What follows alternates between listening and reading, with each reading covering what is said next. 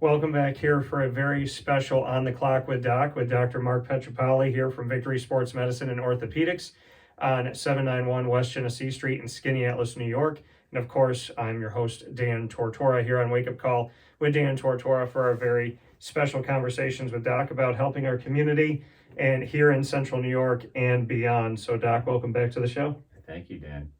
Glad to be on. And we Is just my mic working? Yes, we just had the opportunity to speak with Izzy Petrus and one of the patients you have here from Weedsport Field Hockey, and is a student athlete here in our community that just found out she has to have ACL surgery, and we got to feature that special thanks to Izzy and her family. So I'd love to jump right into it with you and kind of what you spoke with her about with her specific injury. Sure. She tore her ACL, the Anterior Cruciate Ligament, which most people have heard of. But in case you haven't heard of it, the knee has four main ligaments, and there's one on the inner side of the knee, the medial side. That's the MCL, medial collateral ligament. There's one on the outer side, the lateral collateral ligament, and then there's two in the center. There's one right in the very deep center here called the ACL, and there's one in the back of the knee called the PCL.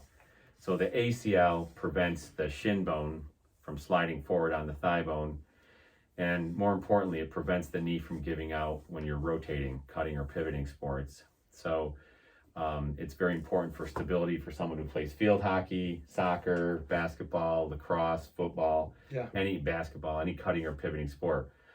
And so she tore hers, as you know, playing field hockey. And unfortunately, ACL tears are 5 to 10 times more common in females than males. So it's not, unfortunately, an uncommon thing that we see.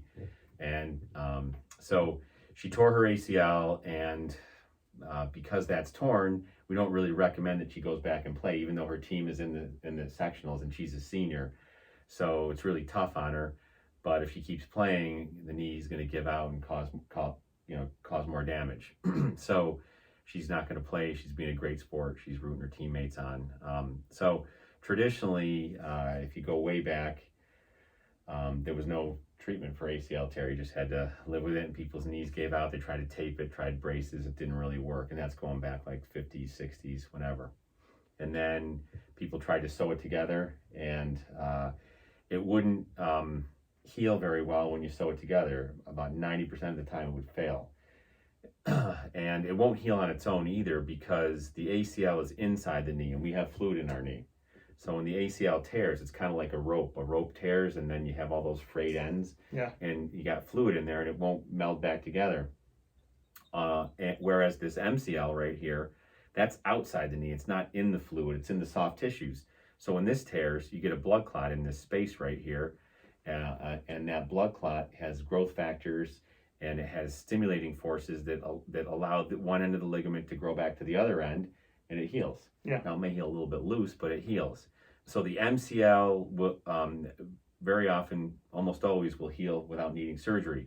The ACL won't heal on its own because that clot gets washed away, and then those two ends can't come together. So you got two problems. One, you got to be able to put the ends back together, and then the other is you got to have a biologic scaffold in between for it to heal. So people tried to sew it, but that didn't work because there was no scaffold that they had in between.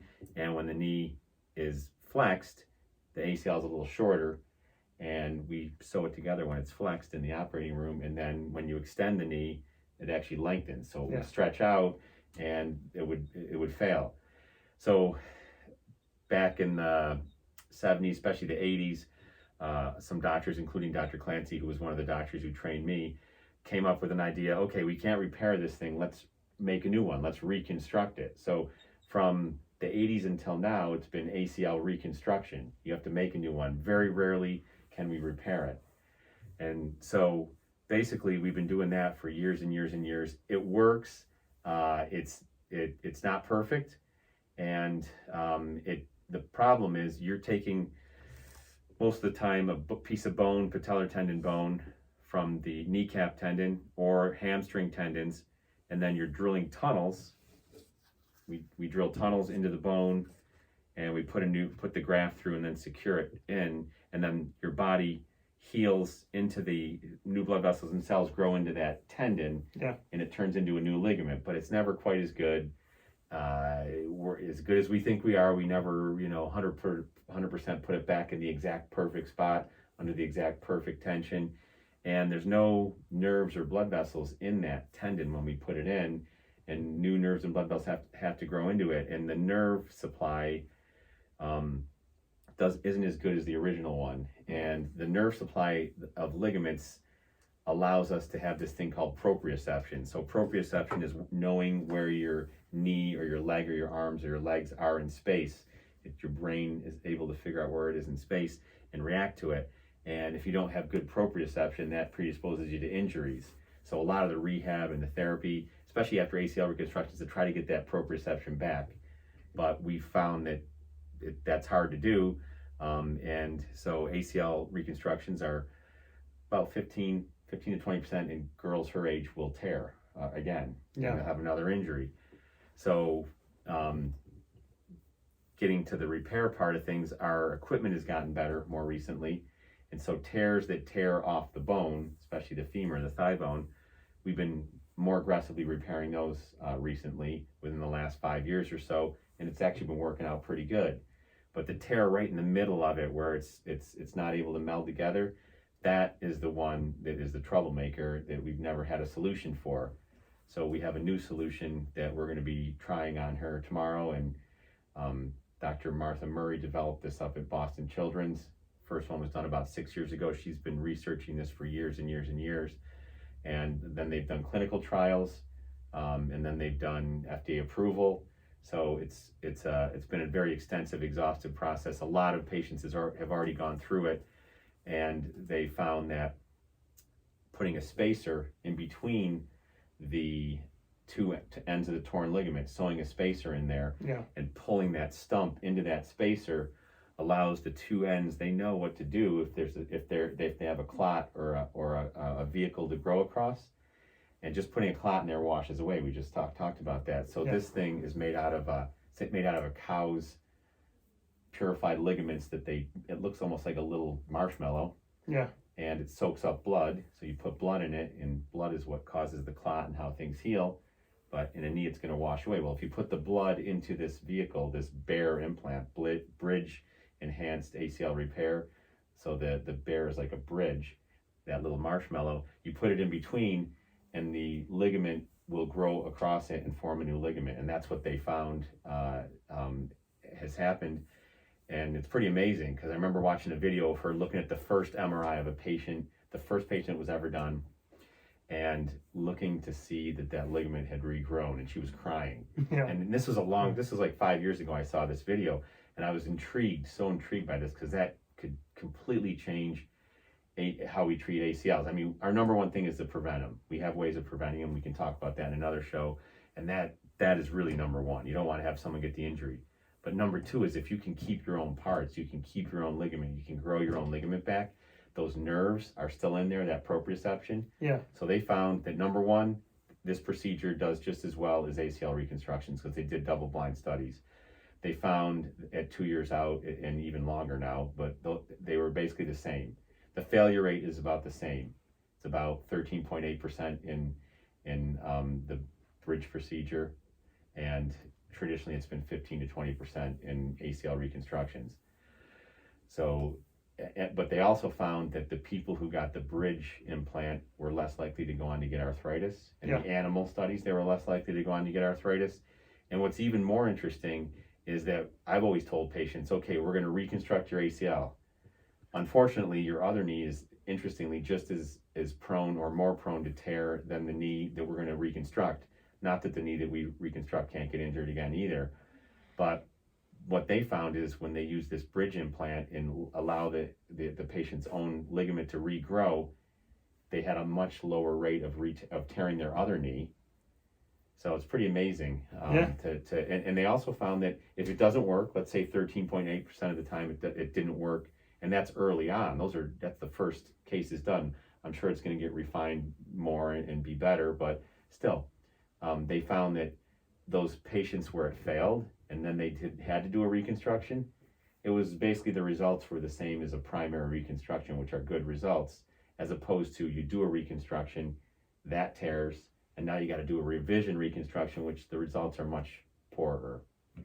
You know, and you look at that, and so much information coming here from Dr. Marc Pietropaoli on, you know, what you can do with the ACL and this BEAR, you know, opportunity that wasn't here for us years ago, bridge Enhanced ACL Repair, and the importance of what this can mean, you know. And I spoke with Izzy about this in the special prior to that you all just watched, and that being the fact that, you know, I said you never want to tear your ACL, but at the time that you are, medicine has improved. And, you know, on your side of it, as a doctor in this world, and as somebody who is consistently trying to find the right way to help each patient individually, how appreciative are you that there are other avenues now, that there is this opportunity with BEAR and you know, different things that you can do? Because, you know, in the past, Izzy would have had one option, you know what I mean? And now there's at least more than one place to go to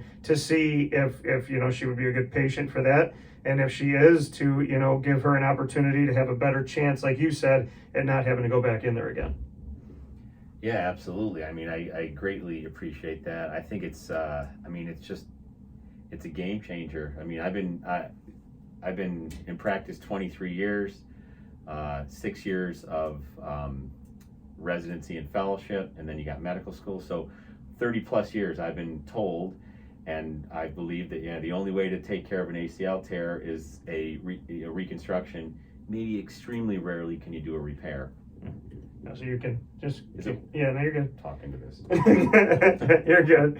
You're good. No, that's why you're the host. No, because you were showing us all the different things with it, which I think is important to know, because, you know, myself with my knee and my own, you know, things that I've had to deal with over the last decade, I've learned so much that I would have never known. And, you know, you have been, and I think it's important to say this here on the show to everybody that's looking for someone to direct them and to help them, is that I'm not just sitting with you to sit with you, and I'm not sitting with you because you're the first person that said yes to do this opportunity. I'm sitting with you because I chose to come to you for this opportunity, because Victory Sports Medicine Orthopedics and what you do here, it's given me hope. It's given me new life. It's given me the belief that I can get better, that there are things that we can do to naturally get better, and through physical therapy and, like you said, prevention, and then if need be with surgery and whatnot. So I think it's important to state the reality that Dr. Marc Pietropaoli and your entire team here, you give hope to Izzy, you give hope to me, and there's so much you've done in the community that I think should never go understated. And the real reason why we do On the Clock with Doc is to give people out there who have ailments and have concerns from head to toe that there is a place to call for, you know, the chance to have a brighter future. And, you know, you can't promise anything, obviously, but the way that you go about it, the way that you talk to your patients, I know that firsthand. The options you give us and walking us through it, and not speaking, you know, jargon that we can't understand, but breaking it down for us. There are so many things that you do on our path to victory that I want to say thank you for, because it's something that you don't get in a lot of places. And I think that, of course, we want our bodies to get better, but one of the biggest things to any injury is peace of mind, and you give us that. So I want to say thank you for that. Well, I'm humbled, and I appreciate it. And I do have a great team, so you can't do it by yourself. And obviously, you know, as you said, we have a great team here, and that's why I can do what I can do. You know, and you love this, you know, as much as this is, you know, you come in and people are getting not the greatest news, you know, you really have a passion to help, which I think is a beautiful thing. And Izzy said in our special, I trust him. And I said, why? And she said, well, because I've come here before for another injury, and he got me back on the field.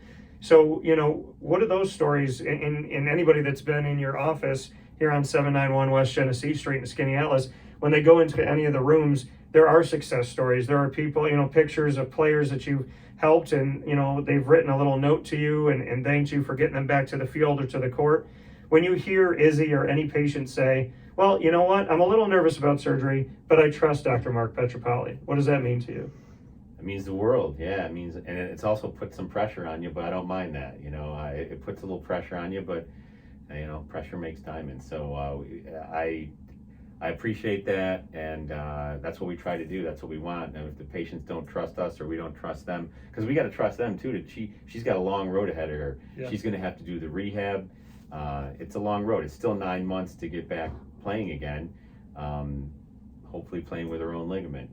And so it means the world to me. And interestingly about the all those pictures in the room, if you notice, they're all probably some of them are relatively newer, but most of them are older. That's because nobody prints out pictures anymore. So Yeah. people don't print They pictures. just shoot you a text. Yeah, they don't print they don't print pictures or frame pictures or anything like that. So those are getting to be antiques. But the picture isn't what matters. It's when someone tells you that to your face that matters the most.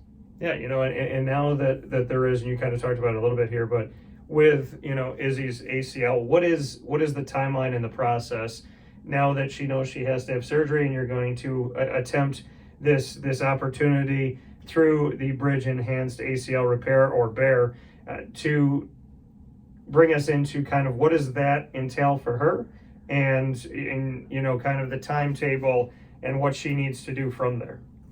Yeah, I think you've had Carl Calabrese, our outstanding head therapist, rehab coordinator on, and he is going to be in charge of her starting the day, starting Monday, because the surgery is tomorrow, Friday, and basically she'll be in a brace for about 6 weeks. She'll be on crutches for 6 weeks. She'll start bending it in this particular, if we're able to do the BEAR. Now you got to understand that when we get in there, it has to be the right type of a, quote, right type of a tear to do that. So if not, we do the reconstruction. But at some point I've been trained on the BEAR, and we'll do it. Hopefully we're going to be doing it on her.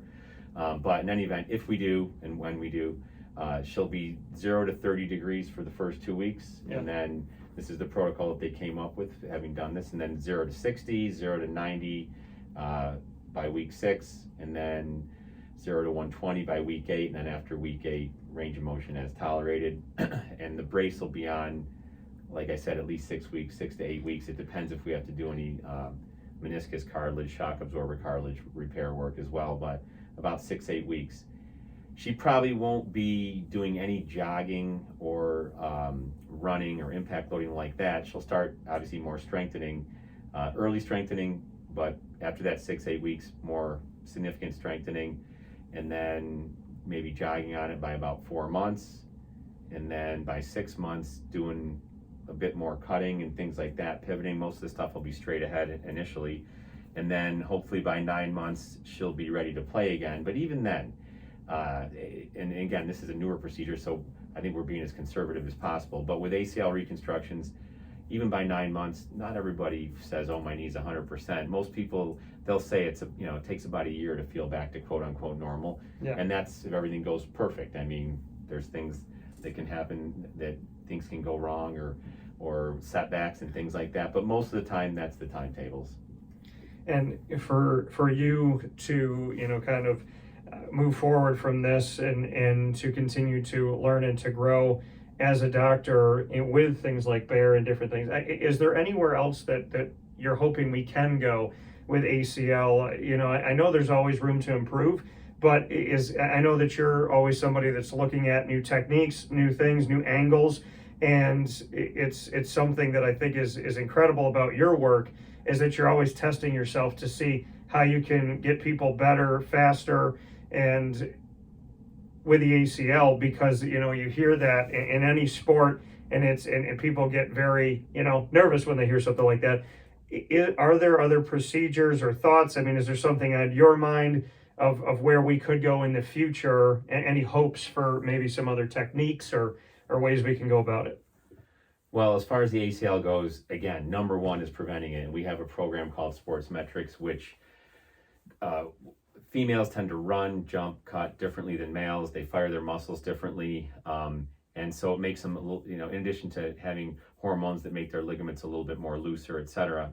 Some things you can control, some things you can't control, but most of the things you can control. You can retrain someone how to run, how to jump, how to land from a jump, all those things. So there's a 6-week program, and that's been scientifically proven to cut the risk of serious knee injury by 50 to 75%, which is amazing. Yeah. And not enough of that is out there. So we got to get way more of that out there. And, because of COVID, we haven't really even run a program in the last 2 years, like a team. We used to run team programs with that. But anyway, that's number one. As far as technique goes, this could be the most amazing thing ever, because if we can heal all these ACL tears, that's it. I mean, you don't really have to, there's no other technique. You already have where the ligament starts and finishes, and you're putting something in between there, and you're tying what's torn into that piece. Yeah. And if you get that thing to heal, that's boom, you're good. I mean, you're essentially, like you said, which I thought was incredible and really makes you think about it was said a long time ago that everybody's body, because everybody's a little bit different, but that everyone's body is almost like a solar system of its own, and that it has a life and an ability to, learn and evolve itself. And I think it's incredible, like you said, that, in the ACL, if it's a tear in the middle, that they're just kind of free floating like a rope. But if you bring them back together, they know what to do. They just need you to bridge them back together. So how the body, essentially, you're not repairing it as much as it's repairing itself. You're just guiding it back together. Couldn't have said any better. Perfect. So that coming from Dr. Marc Pietropaoli in this edition of On the Clock with Doc on 791 West Genesee Street. Make sure you call out here to Skinny Atlas today for your own appointment, any injury, head to toe, as well as physical therapy, and to learn about prevention. So many great things here at Victory Sports Medicine and Orthopedics. 315-685-7544. That's 315-685-7544. And find out more information by going to victorysportsmedicine.com. Doc, as always, I appreciate it. And I do too. Thanks, Dan.